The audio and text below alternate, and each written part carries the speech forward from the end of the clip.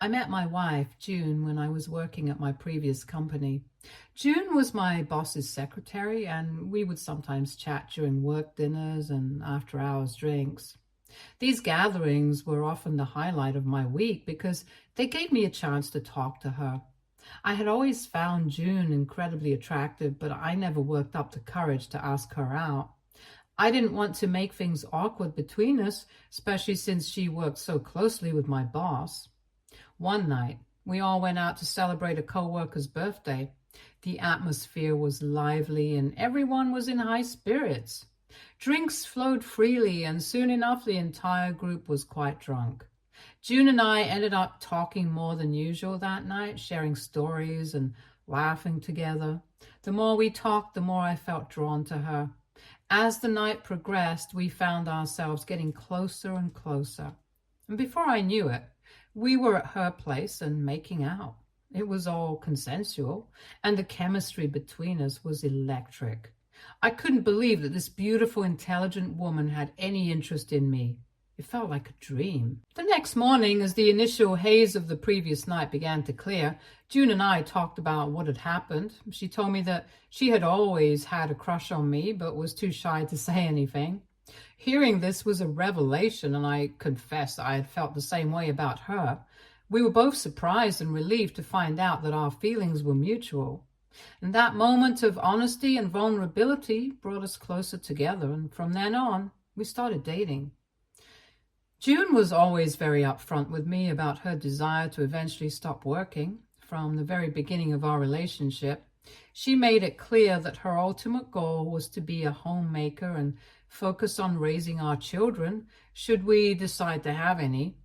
This was something she felt very strongly about, and it was important to her that I understood and respected her wishes.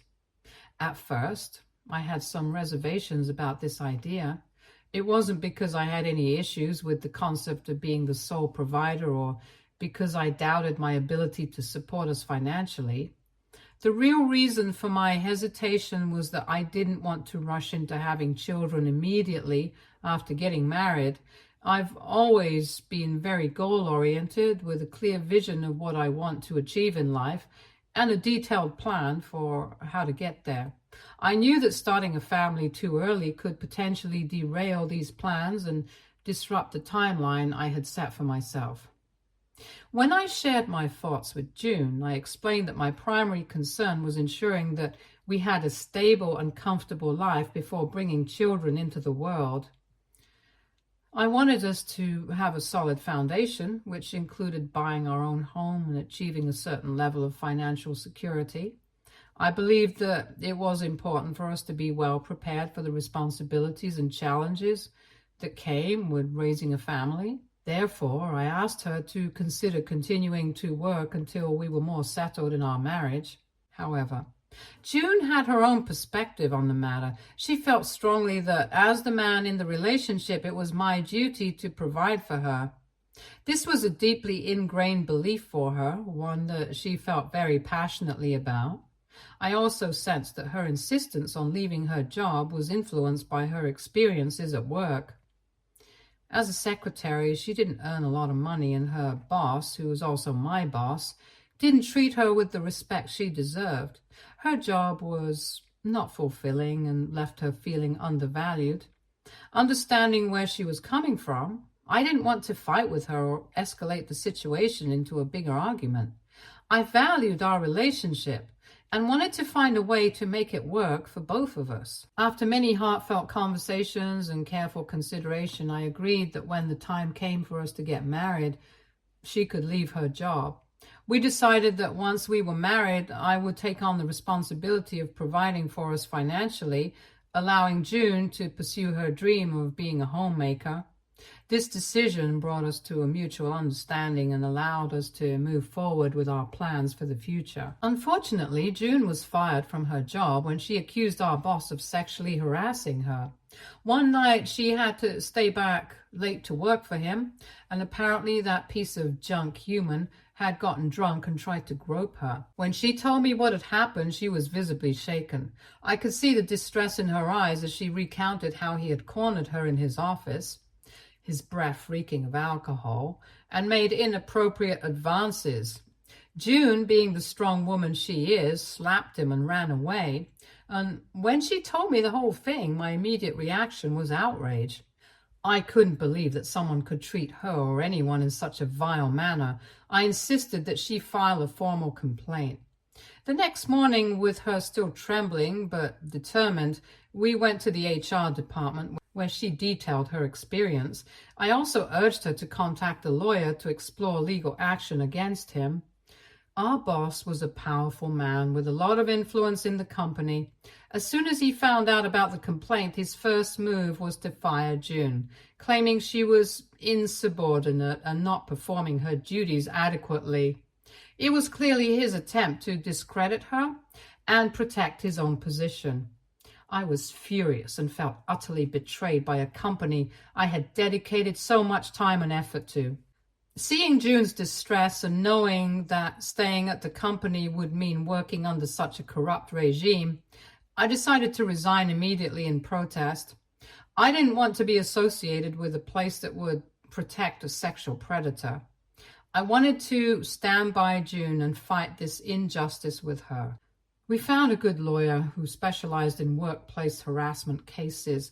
The legal battle was grueling for the next couple of months, filled with numerous depositions and confrontations with the company's legal team, who were doing everything they could to paint June as a liar and the troublemaker. It was disheartening at times, but we never gave up. June was incredibly brave throughout the entire process, and I was in awe of her strength and resilience. In the end, justice prevailed. June won her lawsuit and received a substantial amount of money as compensation. The truth came out, and our boss was exposed for the predator he was.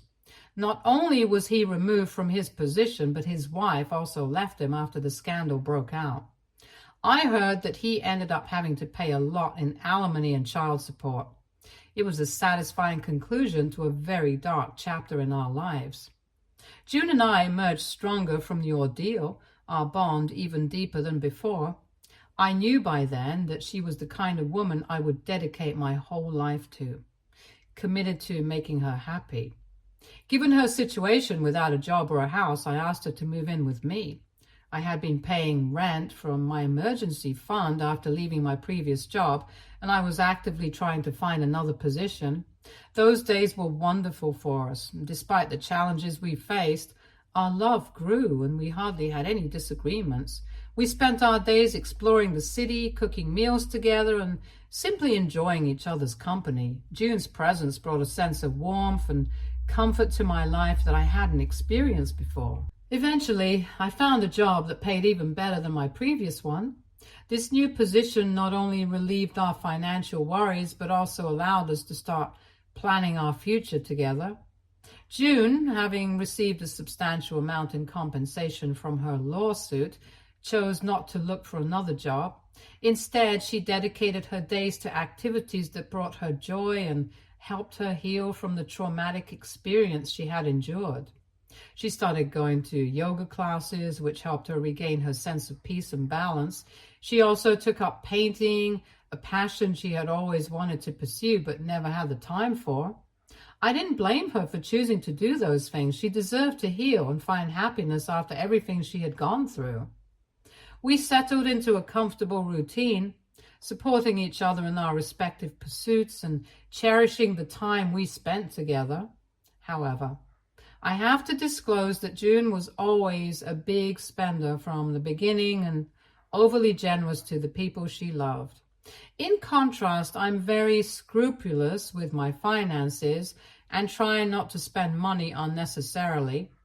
Initially, I tried not to let her spending habits affect me, but imagine coming home to find new things she had bought from the store every day, like an exercise bicycle, a new TV, even though my old one worked perfectly fine, huge speakers, and many other expensive items. I would gently ask her if these were really needed, and she would laugh and tell me how we needed to live life like royalty. I would just smile and nod, trying not to spoil her mood. June had a penchant for shopping for expensive brands and buying jewelry, not just for herself, but also for her mother and sister. They never gave her anything in return and only called her when they needed money. But she would still spend hundreds of dollars getting things for them whenever she went shopping. Her generosity was admirable, but it started to become a source of tension between us. While I appreciated her kind heart and the joy she derived from giving, I couldn't help but worry about the long-term implications of her spending habits. As you can already guess, June quickly burned through all the money she had received from her lawsuit. One day she told me her card had declined and asked me to check if there was an issue. I logged into her bank account on her laptop only to see that she didn't have enough balance left. My eyes almost popped out as I realized the amount of money she had spent so quickly. When I told her about the balance, she refused to believe it, insisting that it was probably the bank's fault. I asked her if she ever checked her balance, and she shrugged, saying she assumed she had a lot of money left and it wasn't like she had even bought a lot of things. I looked around the room, filled with her recent purchases, and gently reminded her that she had been buying non-stop every day since winning the lawsuit. This pissed off June, and she started to tell me that it was her money. I shouldn't mock her for how she spent it. I told her that I agreed it was her money and I wasn't mocking her, but simply reminding her that this is how money works. It isn't infinite. If she continuously spent money, then she shouldn't be surprised that she had nothing left. June became defensive, saying that she had gone through a traumatic experience and deserved to treat herself. I completely agreed with her, but I also pointed out that we needed to be mindful of our financial situation. She couldn't rely on a one-time settlement to sustain her lifestyle forever. I explained that I wanted to support her in every way, but that she needed to plan for our future and be responsible with our resources. I understood that it would take time for her to adjust her spending habits, and I was ready to support her through that process. I encouraged her to look for a job, but she did try to resist the idea at first. June had become comfortable in her routine, and the thought of entering the workforce again was daunting. However, I had to be honest with her. I explained that I couldn't manage the rent and other expenses on my own, especially with the added cost of her weekly yoga classes. I stressed that we needed to share the financial burden, and it was important for her to contribute some income, even if it was just a small amount. It was a difficult conversation, but eventually she understood the necessity. June finally began to look for a part-time job. It wasn't easy for her, and I could see she was struggling with the transition. But she persevered and eventually found a position. The income she brought in wasn't substantial, but it helped alleviate some of our financial pressures. Meanwhile, things were going well in my career. I was progressing steadily in my career and felt optimistic about my future prospects. As months progressed, our families also met and spent some time with each other. The positive interactions between our families gave me a sense of security and confidence about my future together with June. Hence, after some time, I decided it was time for us to take the next step. I knew June had always dreamed of an extravagant proposal, so I meticulously planned every detail to make it perfect. I wanted it to be a memorable moment that she would cherish forever. When the day finally arrived, I was nervous but excited. I poured my heart into the proposal, and when I asked her to marry me, she burst into tears of joy and immediately said yes. During our wedding planning, June was insistent that we needed to go all out in our marriage celebration. She believed that our wedding day should be a grand event filled with friends and family, creating memories that would last a lifetime. On the other hand, I believed that we didn't have to spend so much money on just one day. I thought we could use the money more wisely by investing it in a wonderful honeymoon or even saving it for our future together. Despite our differing opinions, June was adamant about having a lavish wedding. She wanted the day to be perfect, filled with joy and laughter, and shared with all the people who mattered to us. Although I didn't agree with her perspective, I decided to let her have her way. She was going to be my wife, and it was important to me that she was happy. I wanted to start our marriage on the right foot. Compromising on the wedding plan seemed like a small price to pay for her joy and the harmonious beginning of our life together. So we went ahead with the lavish wedding plans. Despite my initial reservation, seeing the excitement and joy in June's eyes as we prepared for the big day made it all worth it. The wedding turned out to be a beautiful, memorable occasion, just as she had hoped. Surrounded by our loved ones, we celebrated the start of our new life together in grand style. The first thing June did after we got married was quit her job. And she did this without asking me. I only found out when I noticed she no longer used her laptop like she used to when she worked. Instead, she spent her day sleeping on the couch watching TV. When I asked her about it, she sheepishly admitted that she didn't like working, and now that we were married, and since I had recently received a promotion with a salary increase, she wanted us to try for children. I was taken aback. This wasn't part of our plan. I had been very clear with her that I wanted us to buy a house first so we could raise our children there. She argued that those were just excuses and that we could raise our children anywhere. I told her that if that was the case, she should have talked to me about it before quitting her job. June retorted that her biological clock was ticking and she wanted to get pregnant soon. I told her that while I understood her concerns and definitely wanted us to have kids down the line, she couldn't just force me into these situations. For the first time, I stood by my words. Previously, I would always give in to her demands, but this time, I felt like I wasn't doing anything wrong. Was it really so bad that I wanted our children to have a family home to grow up in? I didn't want to bring a child into the world and be unable to provide them with good care, especially since June had left her job and we still had to pay for rent and other bills every month. I wanted to ensure we were financially stable before starting a family. I believed that was the responsible thing to do. I hoped that she would understand my perspective and see that my intentions were in the best interest of our future children and our lives together. However, June refused to accept this and involved her mother in our disagreement. Her mother called me later telling me how I was being a bad husband to June and how she and her husband had raised children with even less money. I listened respectfully, but I firmly told her that while she might have been comfortable raising children in poverty, I wasn't. I explained that I didn't need her opinion regarding my marriage and that she should not be calling me with unsolicited advice again. This led to a huge fight between June and me. She was furious that I had spoken to her mother that way, insisting that even her mother thought I was wrong. I remember feeling extremely pissed off by the whole situation. June couldn't see why I wanted us to be financially secure before starting a family, and her mother's involvement only made things worse. I didn't want to back down on something so important, even though it caused tension between us. Things only got worse for me after that. Since June didn't have a job, she used our joint account, which mainly had my money only, to pay for all sorts of personal expenses like her nail appointments, hair appointments, yoga classes, whatnot. At first, this was completely fine with me since I wanted my wife to take care of herself, but soon I noticed that she was withdrawing hundreds of dollars every month that were unaccounted for. This puzzled and concerned me, so I decided to confront her about it. One evening, as we were having dinner, I brought it up. I asked her directly what she was using the money for, but she tried to dodge the question, giving vague answers and changing the subject.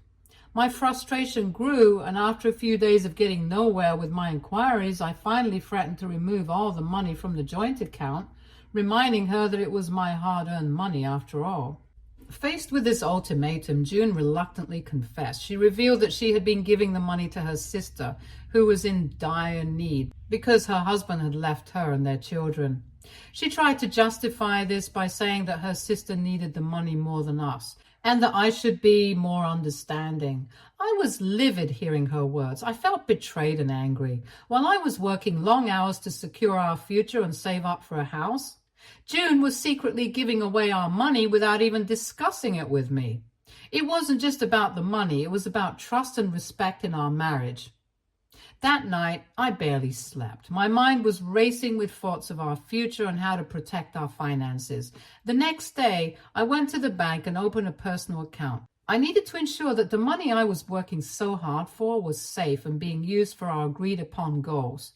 When I received the check from my work the next month, I deposited only half the money in our joint account and the other half in my personal account. When I got home, I told June that I had received a pay cut because my company was downsizing. She was surprised but didn't suspect anything more. If you're wondering why I didn't tell her the truth, it's because I knew the way she would react. I didn't do this to hide my money from her, but to save it so we could eventually buy a house, just like I had always envisioned. I was just ensuring a stable, secure foundation for us. This decision wasn't easy, and I knew it would cause more tension between us when it would be revealed, but I hoped that June would be more understanding towards me then. Over the 5 years we were married, I managed to save enough money to buy a house. I was excited about finally being able to provide us with a stable home, a place where we could start a family and build our future together. I had planned a special evening to break the news to June, envisioning her joy and surprise. However, before I could share this exciting news with her, I received a shocking revelation.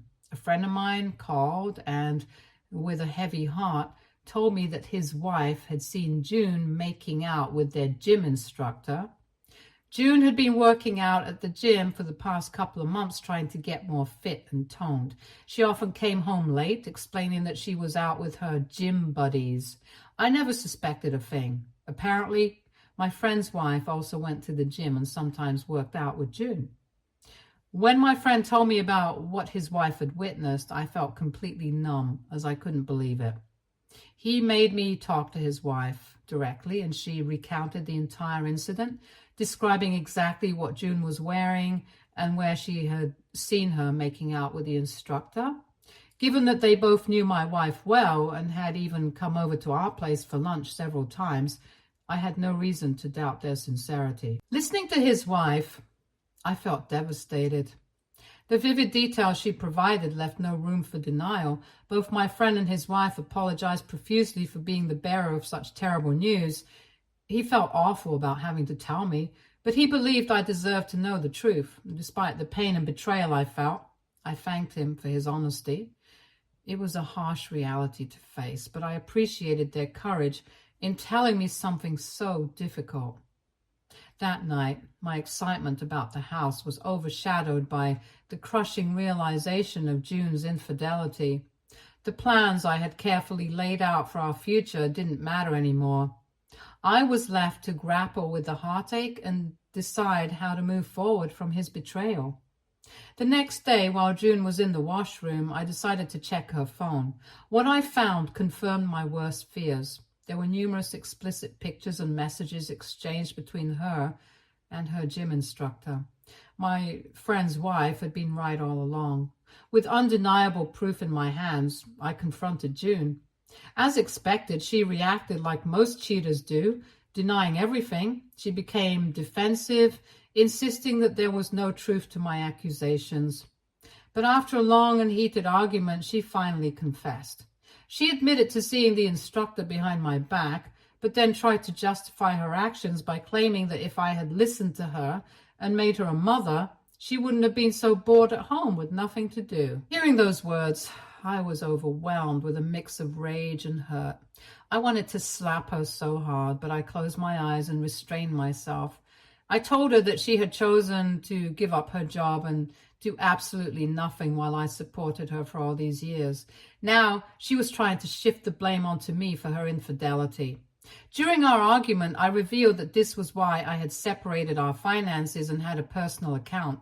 I explained that I didn't trust her with money before, and now, after this betrayal, I didn't trust her with my heart either. It was the most painful truth I had ever had to voice, but it was necessary. The realization that the person I had loved and supported for years could betray me so deeply was heart-wrenching. The dreams I had of a future together in the house I had worked so hard to save for felt shattered.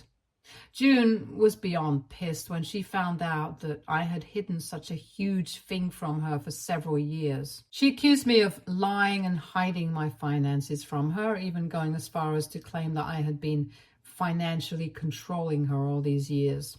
This accusation was laughable since I had given her everything she ever wanted. In her anger, she announced that she no longer wanted to be married to me and threatened to come after everything I owned. That week itself, June moved out, and despite the devastation I felt, I knew I couldn't give up. I had to protect myself and my hard-earned savings. I found the best divorce lawyer in my area. In my state, if a spouse cheats and you can prove it, then you're not liable to pay alimony. Since we didn't have children, I had nothing more to worry about. My lawyer was confident that we would win the case. We gathered all the evidence, explicit pictures, messages from my wife's iCloud account, which I still had the password for, testimonies from my friend's wife who had seen June with her gym instructor. With this proof in hand, we felt prepared for the legal battle ahead. In the end, the divorce proceedings went as my lawyer predicted. The evidence of June's infidelity was undeniable, and I was not held liable for alimony. June was pissed that she couldn't get anything, and she and her family continued to harass me through text, telling me how I was not a real man and that she was going to find someone much wealthier than me. I blocked all of them and decided to concentrate on my job. Regardless of my divorce, I wanted to secure my own future, so I started doing that by first finding a house for myself. I found a beautiful property that was to my liking and within my budget. However, it needed a lot of interior work. It wasn't an easy process to transform it into my dream home, and a lot of sweat and tears went into it, but the entire process was worth it in the end. When my new house was finally ready and I decided to celebrate with a housewarming party and invite close family members and friends, it was a joyous occasion filled with laughter and good food and heartfelt conversations. After so many months of hard work and emotional turmoil, it felt cathartic to gather with loved ones and share in the excitement of this new chapter in my life. As the evening progressed, someone suggested I say a few words. Standing among the people who cared about me, I couldn't resist making a light-hearted joke. I said, I always pictured buying this house with my significant other. Guess fate had other plans. Now that I'm single, I can finally decorate it exactly how I want. No arguments about curtains. Everyone chuckled, appreciating the touch of humor. Little did I realize that such a casual remark would reach my ex-wife. June contacted me from an unknown number explaining how she had heard from others that apparently I had planned to buy a house for her and asked if it was true. In response, I admitted that yes, at one point I had intended to surprise her with that news. However, I also shared with her that I had discovered her infidelity before I could share the news and that it had ultimately led to the end of our marriage. I went on to explain to her that this revelation shouldn't really come as a shock to her since buying a house had always been part of my plan. That's why I had been diligently saving money in my personal account. June then replied, accusing me of being deceitful and a coward for not informing her that I could have bought her a house, claiming that if she had known, she wouldn't have gone through with the divorce. She went on to write that she wished we were still together. Her message made me cringe so hard because my feelings for her had long since faded. I wanted nothing to do with her. I let her know that I have moved on from her and wished her nothing but the best.